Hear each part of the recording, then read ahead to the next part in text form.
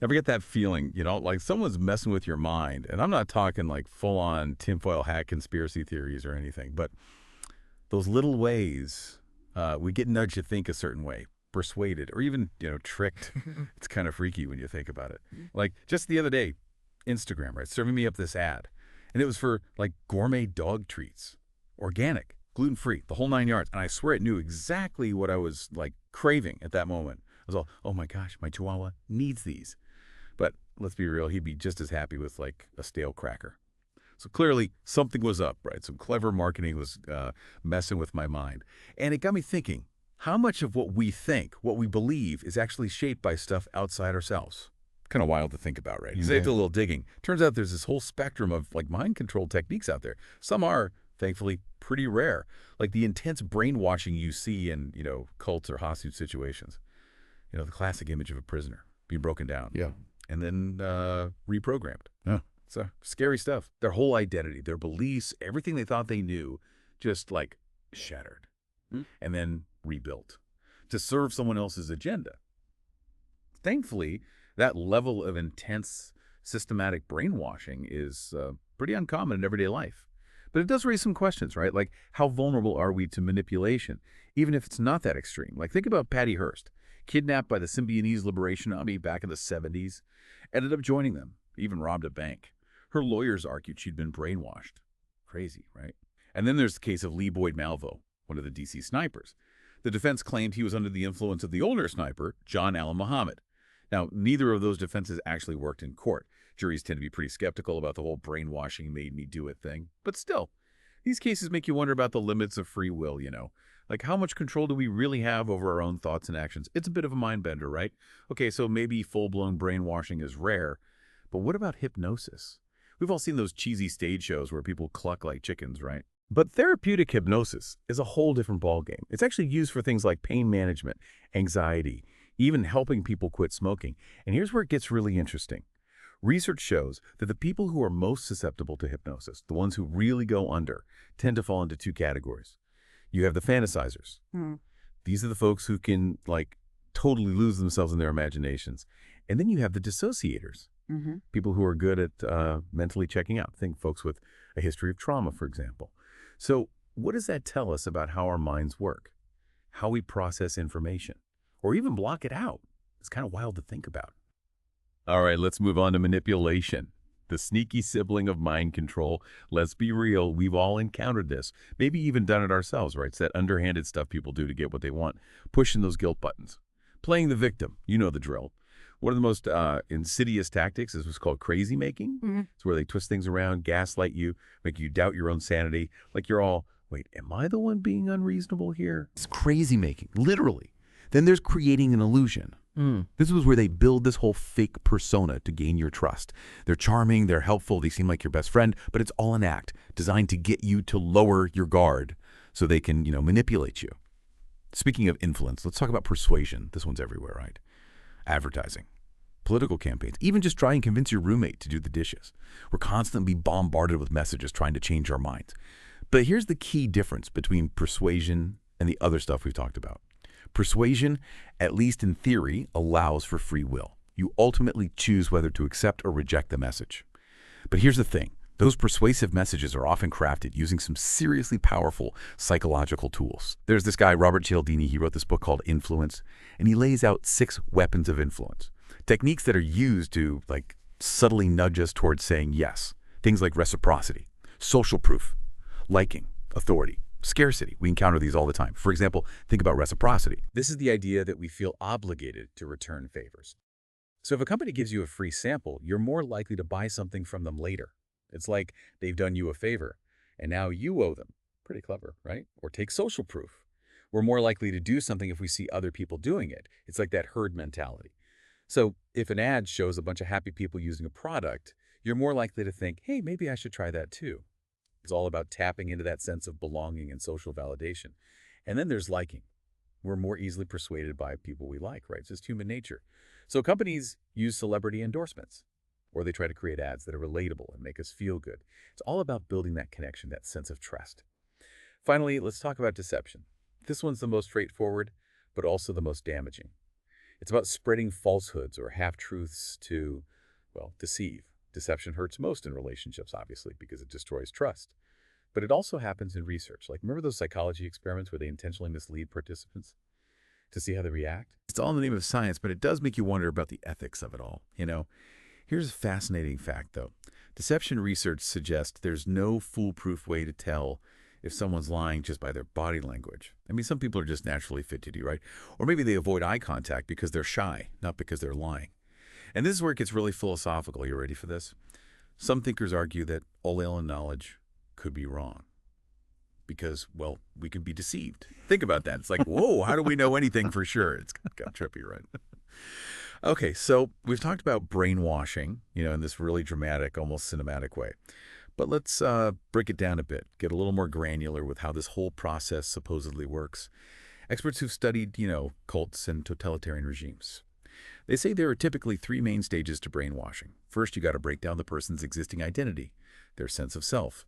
Then you offer them a new, seemingly better way of being, a path to salvation, if you will. And finally, you rebuild their identity based on this new ideology. It's like a total transformation. That first stage, the breaking down part, it's all about shattering their worldview. Imagine being bombarded with criticism, guilt tricks, told that everything you believe is wrong. Your family and friends are holding you back. It's heavy stuff. And isolation is key here. They need to cut you off from any outside support. So you become completely dependent on the brainwasher, the group, the ideology. It's like we're creating this vacuum. And then they fill it with their own stuff. Then comes the salvation stage. Now that you're feeling lost and broken, they offer you a way out. Their way, of course. This new belief system. It's presented as the answer to all your problems, the path to happiness, belonging, enlightenment, whatever it may be. And when you're vulnerable, desperate for relief, this shiny new identity can be incredibly tempting. It's like, okay, I'll try anything at this point. The final stage, rebuilding the self. It's all about, well, rebuilding you in their image. They reinforce these new beliefs through rituals, ceremonies, constant repetition of their dogma. They control the information you're exposed to, the people you interact with. It's like a total control environment. And here's the kicker. They want you to believe it's your choice, that you came to these new conclusions on your own. That's what makes it so effective, so insidious. Now, most experts agree that this kind of extreme brainwashing is really difficult to pull off. It requires specific conditions, isolation, control over basic needs, a charismatic leader. And even then, it might not work in the long run. People are resilient, they find ways to resist, to hold on to their own sense of self. But even those little everyday examples of brainwashing we talked about earlier, the targeted ads, the peer pressure, the subtle ways we're influenced by our social circles, they show how powerful these techniques can be, even when they're not as dramatic or overt as a cult scenario. So let's bring it back down to earth a bit and talk about those everyday mind control techniques, the manipulation, the persuasion, the deception we encounter all the time. Manipulation, as we said, is all about using underhanded tactics to get your way. And let's be honest, some people are masters at it. They're experts at playing the victim. Pushing those guilt and sympathy buttons, even making you question your own sanity. It's like they're playing chess with your emotions. But here's the thing. Manipulators often operate from a place of insecurity and fear. They might have learned these tactics as a way to cope with difficult situations, to gain control in a world that feels chaotic and unpredictable. So it's kind of sad, Now, persuasion, on the other hand, can be used for good or bad. Think about a doctor persuading a patient to quit smoking, or a teacher inspiring students to pursue their passions. Those are positive examples of persuasion, right? It's about influencing someone's choices by appealing to their reason, their emotions, their values. But persuasion can also be used to sell us things we don't need, to get us to vote against our own interests, to support causes that are harmful. The key is to be aware of the techniques being used, to critically evaluate the message, and to make our own informed decisions. One of the things that makes persuasion so effective is that it often works on a subconscious level. We might not even realize we're being influenced by clever wording, appealing images, or the perceived authority of the person delivering the message. Think about those commercials with doctors endorsing products. They're playing on that whole authority thing, right? We tend to trust doctors. So if a doctor says a product is good, we're more likely to believe them. It's subtle, but it works. Okay, let's talk about deception. Straight up lying or omitting the truth. This one's the most damaging in relationships because it destroys trust. But it's also surprisingly common in other areas of life. Think about advertising. How many times have we seen ads that exaggerate the benefits of a product or downplay its risks? Or what about politics? Politicians often spin the truth, make promises they can't keep, and use deceptive language to manipulate voters. It's like a whole industry built on deception. And then there's the whole world of online scams and fake news. It's easier than ever to spread misinformation and deceive people, especially with the rise of social media. Now, you might be thinking, okay, so how do I spot deception? How do I know who to trust? And that's a great question. Unfortunately, there's no easy answer. Contrary to what you see on TV, there's no single foolproof way to detect deception just by looking at someone's body language. Some nonverbal cues, like fidgeting or avoiding eye contact, might be associated with deception, but they can also be signs of nervousness, shyness, or discomfort. So you can't just rely on those cues. Instead, experts suggest paying attention to what people say and how they say it. Liars often use vague language, repeat words and phrases, and give inconsistent or contradictory accounts. They might also hesitate before answering questions, or try to change the subject. But even if you're a master at spotting those verbal cues, there's still no guarantee you'll be able to catch every liar. Some people are just really good at lying, and they can do it without breaking a sweat. So what's the takeaway here? It's not about becoming a human lie detector. It's about being aware of the possibility of deception, being cautious about who you trust, and trusting your gut if something feels off, if someone's story doesn't add up, if their actions don't match their words. If something just feels wrong, don't ignore those red flags. All right, so remember those 5 types of deception we talked about: falsification, exaggeration, omission, equivocation, and concealment. Let's break those down a bit more, get into the nitty-gritty. Falsification, well, that's your classic straight-up lie, no beating around the bush, just a bold-faced untruth. Then there's exaggeration. It's like stretching the truth, making a story sound way more dramatic or impressive than it actually is.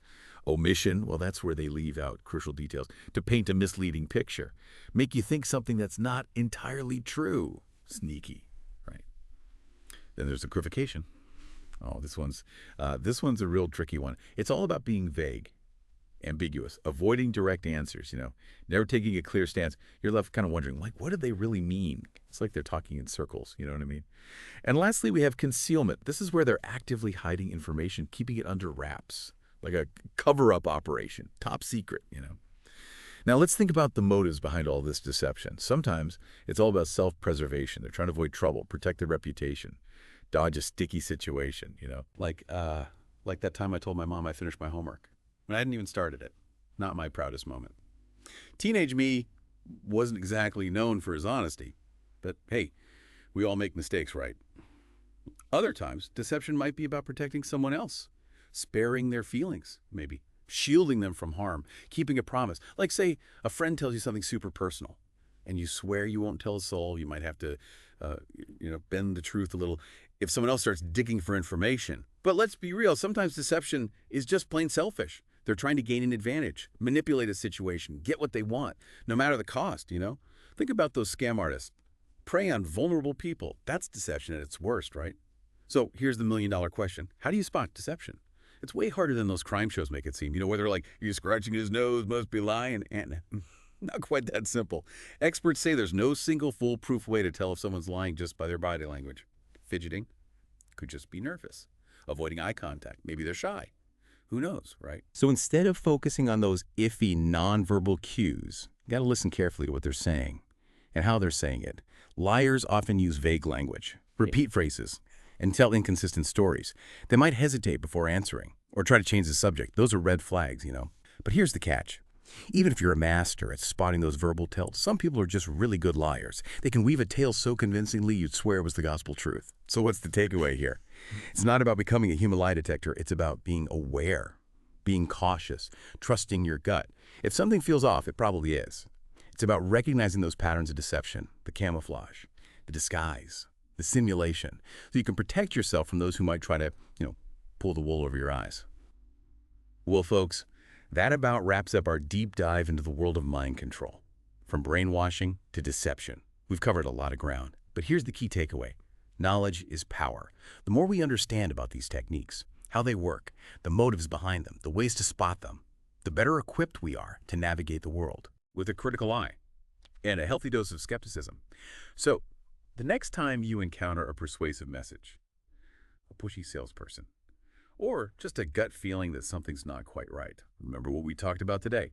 Trust your instincts, ask questions, and don't be afraid to say no. And hey, maybe even use some of this newfound knowledge for good, Become a master persuader yourself. Convince your friends to finally try that new restaurant.